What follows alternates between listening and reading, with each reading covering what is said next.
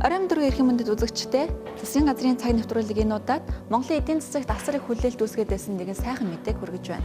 Эрдэнэс 5 толгой компани Хятадын Chalco Group-ээс авсан 350 сая ам.долларын өр төлбөрийг 100% барагдууллаа. За үүнийг нотолсон санхүүгийн баримтыг тус компанийн удирдлагууд Монгол Улсын ерөнхий сайдад гардуулж өгсөн юм а. 7 сарын хугацаанд хөтөл барагдуулснаар хамтуулсан баяртай байна. Хамтлаганд бас засгийн газрынхаа нэрийн өмнөөс бол хуваасаа талархал илэрхийлж байна. Энэс аль мэдчих. Ард түмэнд бол баяртай сайхан мэдээ баярлж байна. Бид нар юу нэг зүйл хийчих бол амжилт байхаа л гэж бодож байгаа. Олон одоо төлбөрийн авсан зээлийнхээ дараатаас болохгүй амжирах энэ ихтгэл үүд хаалгыг нээж онгойлгож суурийн тавилаар Улс орн маань одоо хөгжил гэж бодож байна. Нүүрсний өнөндөө холбоо Монгол улсын хурдан эдийн засгийн боловсрол холбоо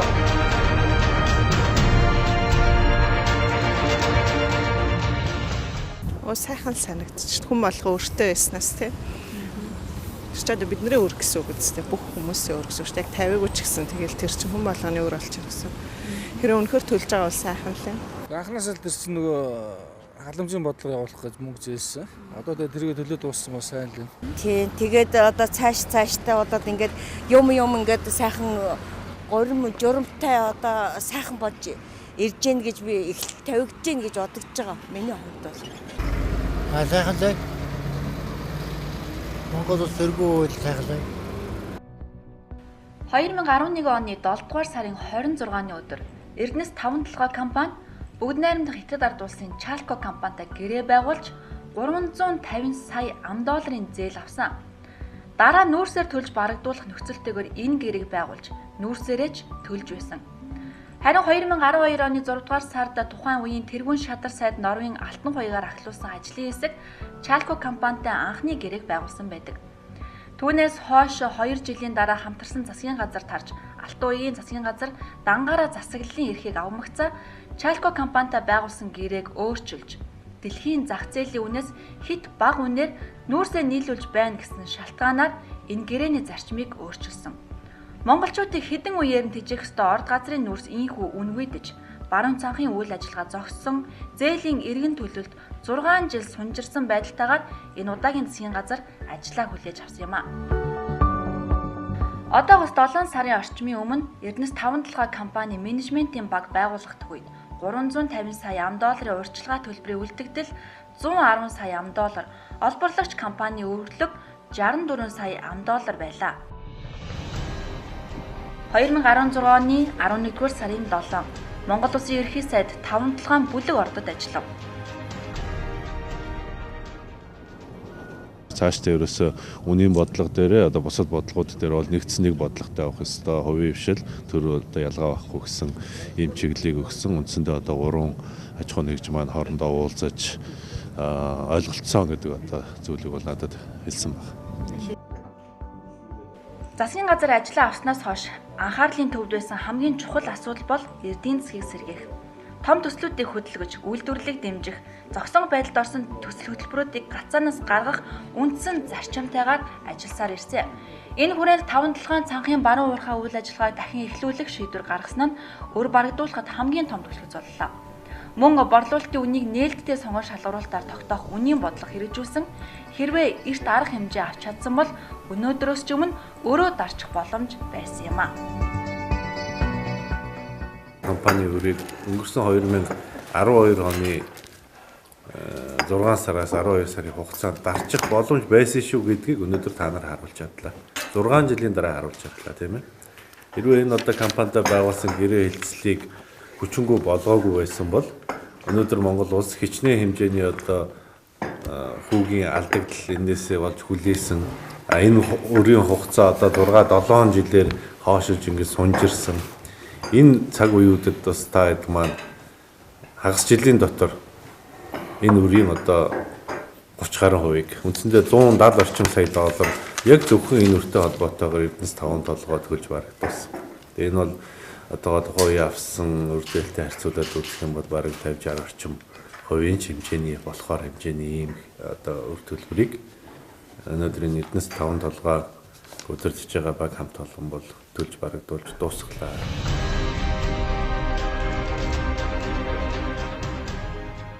Энэ дээр Чалко компанид үр төлбөрийн асуудлуудыг график харуулсан байна. 11 онд 250 сая доллар, 12 онд 100 сая доллар Чалко компаниас орж ирсэн. Тэгээд үр төлбөрийн асуудлууд бол 11 онд овоо үр талсан байдаг. 11-с 12 онд. Тэгээд 12 оноос хойш 13, 14, 15 онод бол ер нь баг үр төлбөрийн асуудал бол баг явагдаад байж байгаа. 16 оны 9 сараас буюу 110 сая бидний ажиллаа авах үеийн засгийн газрын шинээр үлдэхэд Эрдэнэс 5 толгой компани 110 сая долларын өр Чалко компанид өртөө байсан. Дээр нь олборлагч компани буюу TDG компанид 64 сая долларын өртөө байсан. Тэгэхээр энэ үрийг бид бүхэн нийлүүлээд 2007 оны 3 сарын 30-ны өдөр бүрэн дарж оролдуулснаа та бүхэнд бас тайлбарлаж байгаамаа. 6 жил төлөвлөдөг байсан Чалко компани үндсэн төлбөрийн 30%-ийг 7 сарын хугацаанд 100% төлж барагдуулсан үзүүлэлт гарсан юм байна. Цанхын баруун уурхайн олборлолтыг сэргээж засгийн газарт 20 тэрбум төгрөгийн өртөө байсан South Gobi Synthesis компаниар олборлолтын ажлыг хийлгэж өрийг нь барагдуулсан. Энэ бол нэг сумаар 4 туулаа буудаж, өртөг бууруулсан, үйл ажиллагааг үргэлжлүүлсэн, улсын авалгаа барагдуулж, компанийн орлогын их усүр бий болсон үр дүнтэй ажил байлаа. Дараа нь 2017 онд тендер зарлаж олборлагчоор хишиг ариун Мера компаниуд багтсан Монгол уурхайчид түншлэл шалгарсан юм. За энэ бол Монгол хүн олборлолтоо хийх чадвар боломж байгааг харуулсан бодит жишээ байлаа. Миний хувьд бол баяртай. Үрдэнд ямар нэгэн өрнөсөө сална гэдэг ч бас тийм ээ. Эх орныхоо тийм өрний дарга бас. Миний хувьд бол баяртай. Болжлоо ш. Төвөр нь багч гисаа хасагчлаа. Тийм л. За өөр төлөлөөгээд бүгд 8 дахь хятад ард улсын Чалко компани гэрээ бүрэн дууслаа гэж ойлгож болохгүй. Одоо 5 жил цанхын 100 уурхай нүүрс олборлолтын 80%-ийг энэ компанид өгөх ёстой. За ингэж өгөхдөө аль болох зах зээлийн ханшид ойртуулж үнийн индексийг тогтоохоор хэлэлцээр үйлчилж байна. Тодорхой хэмжээгээр өмнөд тохиргоо хийж индексийг өөрчлөх эрх маань байгаа. Бид энэ саналаа тавьсан. Одоо бид үнэ тодорхой хэмжээгээр өснөө, энэ асуудлуудыг солилцсноо гэдгийг саналыг тавьсан байгаа. Энэ дээр хэлцээр явагдчих маань. Энэ хэлцээрийн асуудал маань бас жоохон асуудалтай байгаа. Тэгэхээр ер нь бол зүүн захын нүүрсийг яг баруун захын нүүрсээр борлуулна гэж бас ойлгож бас болохгүй. Энэ бол урт хугацаатай гэрээ. Гэхдээ энэ бол хоёр засгийн газар буюу хоёр төрийн өмчт байгууллагын хооронд хийж байгаа гэрээ. Имэд гэрээгээ бас мөрдөх болохгүй тийм юм байлээ. За энэ бол Эрдэнэс 5 толгой компани гадаад өөрөө тэглэж байгаа хэрэг юм. Харин одоо дотоод өрийн асуудал хөндөгдөж байна. За эх орны хувь хишгийг иргэн бүхэнд хүрэхэд хөгжлийн сангаас 200 сая $, зээлж авсан. Энэ зээл өнөөдөр хүүтэйгээ нийлээд 230 орчим сая $, болоод байгаа юм. За энэ үрийг энэ ондоо багтаагаад шийдвэрлэх болно гэдгийг Монгол Улсын ерөнхий сайд мэдэгдээд байгаа юм. Ингэснээр Эрдэнэс 5 толгой компани ямар нэгэн өрийн асуудал болох юм а. Тэгвэл өөрөгүй Эрдэнэс 5 толгой компани Монголын эдийн засагт ямар хувь нэмрээ оруулах талаарх мэдээллийг нэвтрүүлгийн дараагийн хэсэгт хүлээн авч үзээрэй. Жил тутам 10 сая тонн нүүрс олборлолоо гэхэд монголчуудыг 90 жил тэжээх томоохон орд бол 5 толгой орд газар юм. 5 толгой орд газар 7382 тэрбум тонны нөөцтэй. За үүнээс кокосчих нүүрс 5107 тэрбум тонныг нийцлэж байна. Харин эрчим хүчний нөөц 2274 тэрбум тонн байгаамаа. Эрдэнэс 5 толгой олборлож байгаа нүүрс түүхэндээ байгаагүй өндөр үнийг тогтоож байгаатай энэ графикаас харж болно. Цанхын баруун уурхаагаас олборлсон нүүрсийг нээлттэй сонгон шалруулалт зарлан борлуулснаар үнийг $72.5 хүргэж өмнөх үнээс 169%-аар өсгсөн юм а. За нүүрсний үнэтэй холбоотой иргэдэд зарим нэгэн ташаа ойлголт байдаг. 2012 он буюу 5 толгой нүүрсийг олборлож байх үед 1 тонн нүүрсний үн $70 байсан. Харин одоогийн түүхэнд байгаагүй өндөр үн гэж нэрлэгдээд байгаа үн $72.5. За энэ үнийг яагаад түүхэнд байгаагүй хэмээн онцолж байгаа вэ гэдэгт иргэдэд гайхаж магадгүй юм а. За үүнд нэг тайлбар байгаа. За 2012 оны $70 бол уурхайн амаас Цагаан хадны бомбд хүртэл тээвэрлсэн тээвэрлэлтийн зардал орсон. Энэ тээвэрлэлтийн зардал ойролцоогоор 20-с 25 доллар гэж үзэх юм бол нүүрс уурхай аманда 40 орчим доллар байсан юм а. За тэгвэл өнөөдрийн үнийн тухайд нүүрс уурхайн амнаас 72.5 доллар, харин тээвэрлэлтийн зардлыг нэмбэл 90 орчим доллар болоод байгаа юм. Энэ бол нүүрсний нээлттэй үнийн бодлого зарлан борлуулсны үр дүн. За энэ нь түүхэнд байгаагүй өндөр үнийг тогтоож байгаа юм а. За өргөө болсон Эрдэнэс 5 толгой компани энэ онд олон ажлыг төлөвлөж байна. За Эрдэнэс 5 толгой компани энэ онд 11.5 сая тонн нүүрс олборлож 500 сая долларын борлуулалт хийх юм а. За энэ бол дөнгөж хэдхэн хоногийн өмнө монголчуудын дарж дийлэх хэсэгтээ эргэлзэж байсан евро бондтой тэнцвүүц хэмжээний мөнгийг Эрдэнэс 5 толгой компани 9 сарын дотор олно гэсэн үг. За нэгэнд өргөө олсон учраас одоо олон улсын зах зээл дээр хөл тавьж IPO гаргаж хөрөнгө оруулалт татах бэлтгэл ажлуудыг эхлүүлнэ. За нүүрс баяжуулах үйлдвэрийг энэ ондоо ашиглалтанд оруулна. Эхний ээлжинд 1 сая тонн нүүрс баяжуулах хүчин чадалтайгаар байгуулж, үе шаттайгаар хүчин чадлыг нэмэгдүүлснээр 5 сая тонн нүүрс баяжуулах үйлдвэртэй болох юм а. Нүүрс тээврийн 18.3 км шорон замыг хүнд даацын хатуу уучлалттай автозон болгох ажлыг хэрэгжүүлнэ. Эрэл хайгуулын ажлыг үргэлжлүүлснээр ордын нөөц болон компани үлэмжийг өсгөх юм а. Одоо энэ түүхийд тэр чигт нь гаргалгүйгээр бид нар бүтээгдэхүүн болоо гаргаад гадаадд зархсан гэсэн тийм санаа бодол надад байдаг байхгүй. Тэгээ гол нь жоохон тийм гаднаас биш дотооддоо ингэ ажиллаад байгаа тийм одоо энержи ресурс Эрдэнэс 5 толгой болгож юм. Тиймэрхүүнүүд аль жинхэнэ тендерээ дэмжиж ижил одоо дотоодын хөрөнгө оруулалт эсвэл одоо улсын төсөвт оруулах нь миний хувьд бол тэгж л байна. Ийхүү нөөц нэмэгдэж боломж өснө гэдэг бол иргэн танд байгаа Эрдэнэс 5 толгой компани 1072 ширхэг хувьцааны үн өсөж байгаа гэсэн үг юм. Өөрөө төлж барагдуулсан тухайга Монгол Улсын ерөнхий сайдад танилцуулахад хамгийн түрүүнд захиж хэлсэн үг бол одоо компани ашигтай ажиллуулж дээр нь иргэдийнхээ 1072 хувьцаанд ногдол ашиг хуваарлах боломж бүрдүүлэхийн төлөө ажиллаарай хэмээн загсан юм а. Олон жил хувьцааныхаа үр шимийг хүлээсэн иргэд үүнд сэтгэл өндөр байна. Хүлээлгүй яах вэ? Тэр чинь одоогоос чинь 2-3 жилийн өмнө хэдүүд нэг бүртгүүлээд нэг бүр энд бүжигнаад нэг нурд 5 толгой юунд чинь бүртгүүлсэн шүү дээ. Хүн болго нэг 5,000 төгрөгөөр ч үлээ. Тэгээ тэрий ч одоо хязээ яах юм болоо бас ард түмэнд хүртэх юм болоо өөр ашигт хүртэх юм болоо гэсэн чинь бас энэ тухай мэдээ сонсоод баярлж байна. Хүлээж л байна. Одоо хязээ юунд хүртэх юм гэж бодоод. Ард түмэндээ ард түмний иш гээл нэг хувьцаа маа гээл нэг үнтэй үнгүй ч юм уу нэг цааснууд л байгаад идэх тий. Уул нь тэр нэг өөрөө төл дууссан бол ер нь ард түмэн хоёр ишгээ хүртгэл хэрэгтэй шин. Тийм ээ. Хувьцаа ерөөсөө аваагүй хүлээж лээ. Билээсэ гэж бодоод байж байна. Ер нь хүлээж л байгаа. Хувь хүн болгонд хүлээж л байгаа шүү дээ бас. Тий. Болж л байна. Тэр үнэ нэгэн талын төр дээр ашиг нь ондсон энэ жилээс эхлээд ер нь нөөцийн үнэ нэмэгдэж байгаа учраас тэрэнд хүртэх ашиг нь бол Монгол ард түмэнд ногдсон зөв хэрэг байхад гэж боддیں۔ Тэр нь бол явандаа эдэн оногдох байлгүй дээ. Энэ удаагийн өөр дарсан явдал монголчууд өөрсдөө сэтгэл гаргаад зүтгэлээ бүрэн зориулж чадвал богино хугацаанд ихийг амжуулах хүч чадвар байгааг бэлхнээ харуулж байна. 6 жил сунжирсан өөрийн 30%-ийг 7 сард барагдуулж төлж дуусгахаас өөр ямар баталгааг энд хэлж болох вэ? Бас монгол хүн өөрийн баялгаа өөрөө олборлож, өөрөө ашгийг нь бүрэн хүртэх боломж байгааг ч харууллаа. 2016 онд Монгол улс 2356 сая тонн коксчих нүүрс экспортлсноос бүгд найрамд хятад ард улсын нийт коксчих нүүрсний импортын 40%-ийг Монгол улс эзлэж байгаа юм а. Эрдэнэс 5 толгой компанийн хувьд Монголын нийт нүүрс олборлагч компаниудад тэргүүлж Монгол улсын нүүрсний экспортын 30%-ийг дангаараа бүрдүүлсэн юм. Энэ бол хятадын нийт коксчих нүүрсний импортын 13%-ийг Эрдэнэс 5 толгой компани олборлоо гэсэн үг юм. Цаашид баяжуулах үйлдвэр байгуулж илүү нэмийн өтөв шингэсэн бүтээгдэхүүн экспортлох боломж нөөцж бас байна.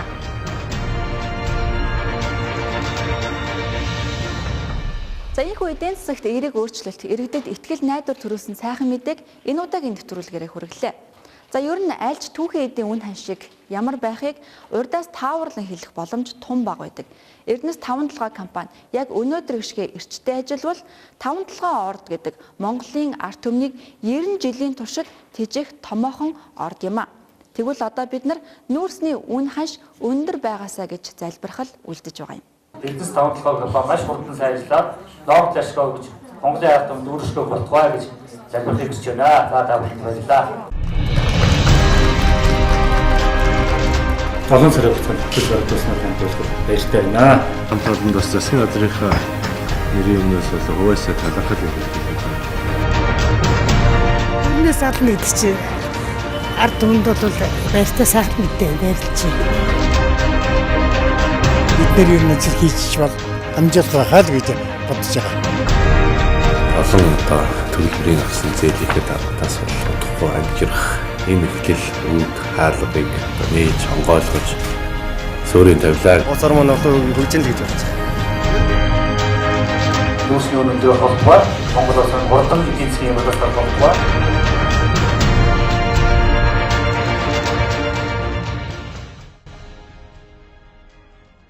За уламжлалын ёсоор нэвтрүүлгийн төгсгөлд засгийн газраас ойрын хугацаанд гаргасан зарим онцлог шийдвэрүүдийг хүргэж байна. Эрдэнэ үйлдвэрийн 49%-ийг төрийн мэдэлд авах ажлын явц удаан сунжирч байгааг Монгол Улсын ерөнхий сайд засгийн газрын хуралдааны үеэр шүүмжиллээ.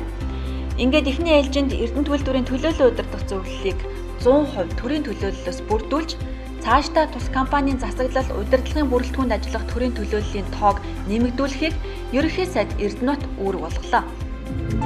Өшигтийн хөндөд баригдаж байгаа олон улсын нис хонгоцны буудлын ажлыг эхлүүлэх, ашиглалтанд оруулах бэлтгэл ажлыг хариуцах, ашиглалтын өмнөх нэгж байгууллага ажилуулахар боллоо.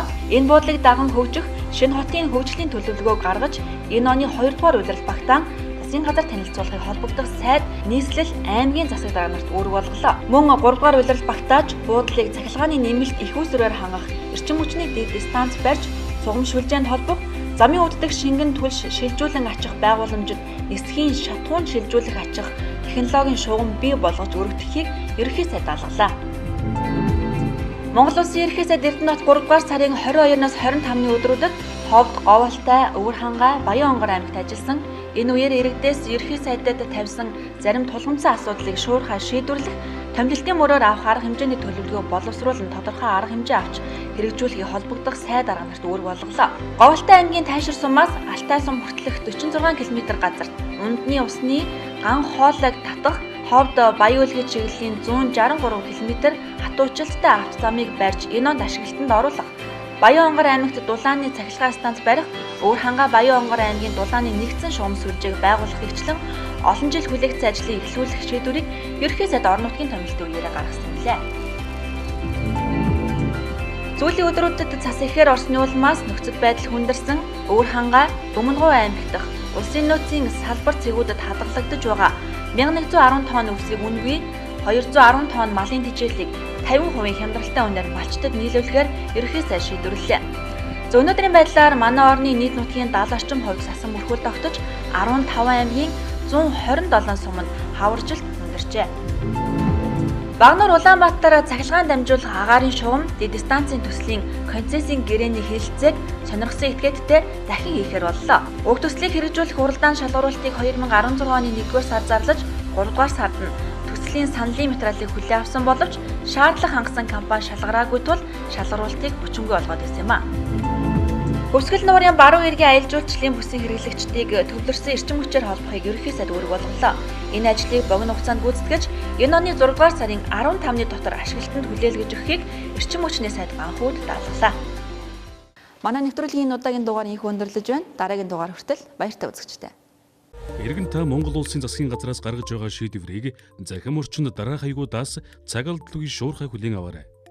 Засгийн газрын албан ёсны вебсайт засаг цэгийн Facebook орчинд Монгол улсын ерөнхий сайдын ажлын алба нэрээр, Твиттерд ерөнхий сайдын ажлын алба нэрээр тус хандаарай.